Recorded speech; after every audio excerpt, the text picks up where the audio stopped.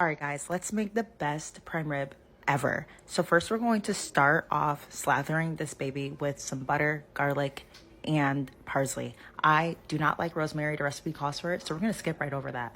We're gonna set the oven to about 425. It calls for 450, but my oven is super powerful. We're gonna let this go for 15 minutes just to get a little bit of browning at the top. Then we're gonna take our internal probe thermometer and stick her in. We are looking for an internal temperature of 113. I usually like my meat a little bit more done, so I'm gonna go a little over this temperature. So we're gonna stick her back in, and we're going to now reduce the temperature of the oven to 325.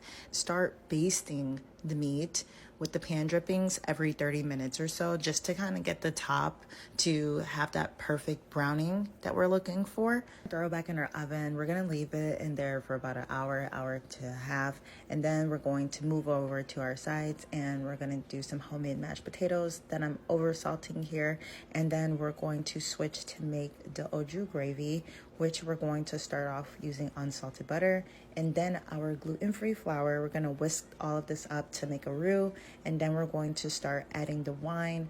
The wine in here is going to start getting super gooey and turn into this interesting purple color. Then we're going to add some beef broth that is low sodium, and we're going to keep mixing it until we get this gooey texture.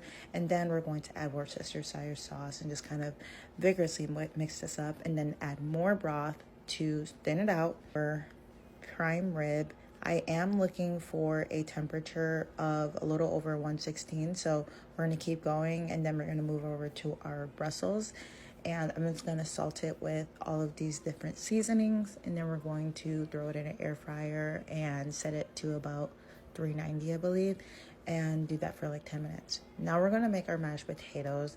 I use lactose-free reduced fat milk, salted butter, cream cheese, and we're going to mash all of this up with the potato masher, and we're going to get this super creamy texture that is so freaking good. I'm telling you, my mashed potatoes are so good. And then we're going to add some parsley. We're going to go over to the prime rib, and we're going to move her over to let it rest for a few minutes, and then we're going to start making our second au jus sauce, which is with the pan drippings, the wine, and Worcestershire sauce.